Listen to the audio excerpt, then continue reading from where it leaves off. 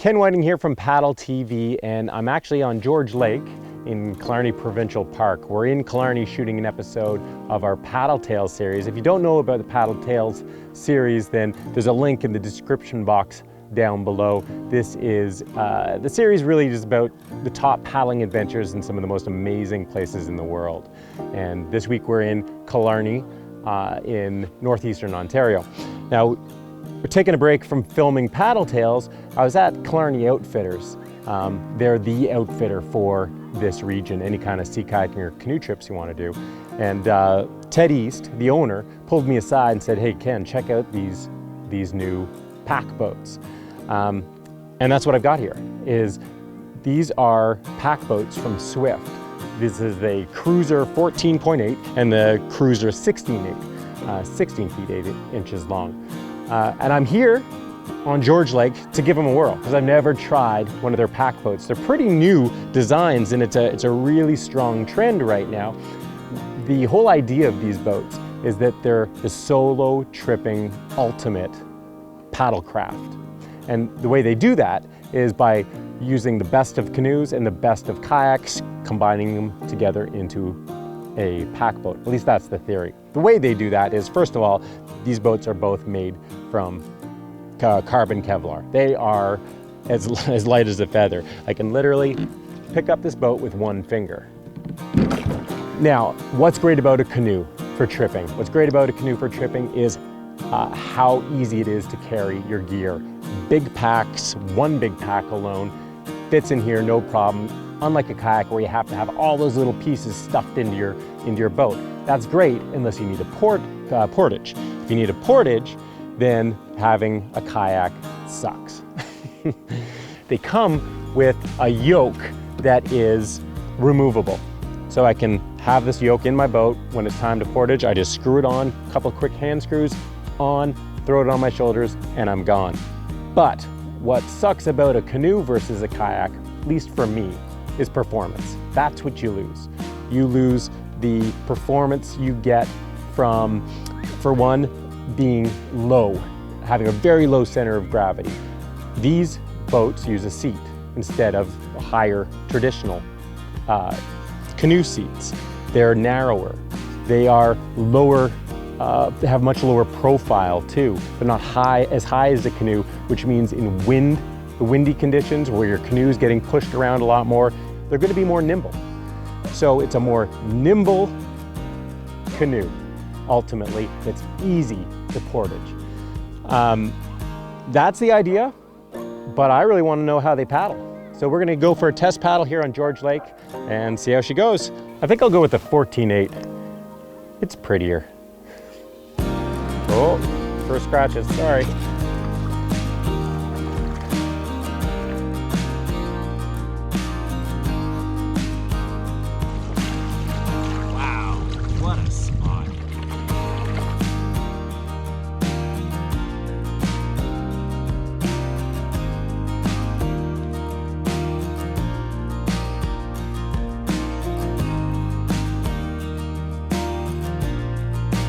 Well, as you probably noticed right away, one of the big differences between this and a canoe is what I'm paddling with, kayak paddle.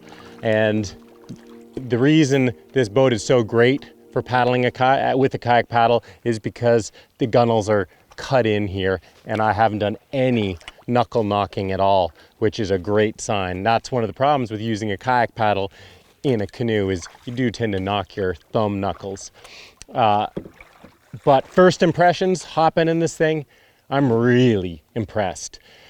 Initial stability, I mean, unlike a sea kayak where you're always, when you put your paddle down, you're always a little bit wobbly, even if you don't look at, or you pretend you're not, you are. This boat has got incredible initial stability, like a canoe. But it also has fantastic secondary stability. Once I get it on edge, it's just so balanced in this position. Also, when you're on edge, that's key because this boat, I felt it right away. It tracks beautifully when it's flat. It's going to do a great job of holding its course in windy conditions or just with every stroke I take. But as soon as I get it on edge and take a stroke, it turns beautifully too. So, I mean, paddling right off the bat, great stability, great performance. If you've never paddled a Kevlar canoe either, then you may not appreciate the feel that I'm going to talk about right now. But paddling a high performance canoe or kayak, something made of Kevlar that is so light, it is so incredibly light, and it's stiff. So it feels totally unique. It feels fast. It feels nimble. There's a reason it's the ultimate material for a canoe or kayak to be made from, and there's a reason you pay the significant dollars for it. It feels great. If you have the money, it's worth it. The other thing I noticed right away was the seat. Now, I'm a sucker for a comfortable seat, especially at this stage of my life. I used to get away with sitting on anything, paddling all day, and it didn't really matter how gnarled my feet were or how aching my butt was. But these days, I want a comfy seat, and this is a really comfortable seat. It also has actually adjustable lumbar support, which is really, really pretty nice. The bigger boat has the seat on a track, and that allows me to change the trim of the boat. I can move it forward, slightly forward or backward, which is not as well. It's important when you're paddling it solo, but it's more important when you're paddling with a load. If I have a heavy bag in the back, I'm going to need to trim it forward. I'm going to need to move my seat forward to keep the boat running flat. You want a canoe or kayak to be paddling as flat as possible to minimize the drag in the water, maximize your paddling efficiency. So those are my first impressions. Really good. I'm impressed. No, I'm not sponsored by Swift. I've never actually paddled a Swift canoe or boat before, so this is a really nice first run in these boats. But that's just first impressions. We have some paddling to do with some beautiful scenery. I think my biggest challenge is going to be actually paying attention to how the boat's performing, because it's so easy to get distracted with the incredible scenery here. We shall soon find out though.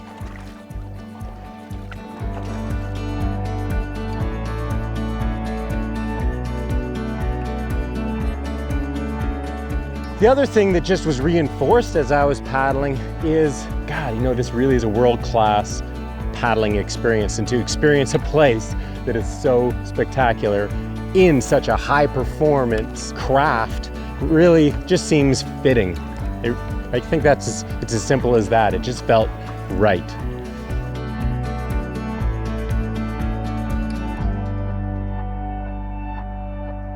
So having paddled now for about half an hour, 18 miles,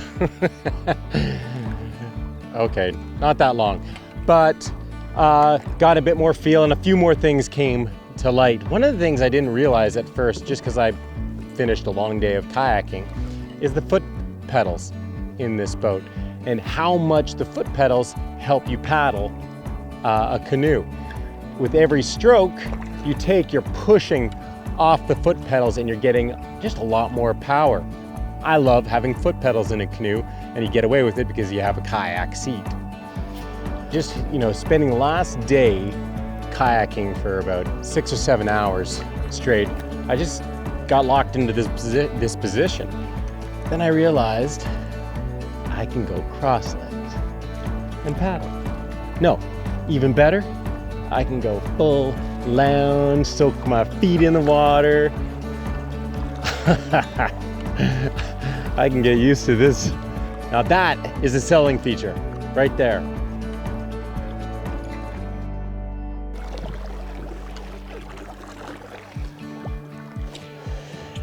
All right, that was a nice day to test out a boat. Did about a 2-hour paddle, so it was a pretty good test. The only thing I didn't get to test was putting some weight in this boat. If I had a couple of packs, but I have a good feeling it would perform just fine. Like any boat, it performed differently with weight, but I think it would do great. All in all, as a solo tripping boat, is this the ultimate boat? It's hard to argue with it. I love it. I love it. I mean, you could fit 2 massive packs in here, more than you'd ever need for tripping.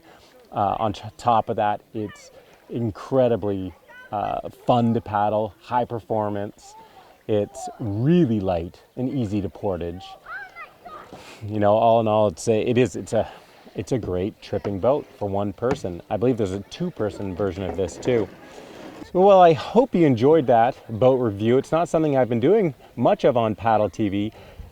If you did, please give this thing a thumbs up. Leave a comment down below, because you know we're always looking for ideas for what videos to do more of. Also, remember, we're just finishing our Paddle Tales episode here in Killarney, so check the link in the description box below, and check out all sorts of our Paddle Tales videos.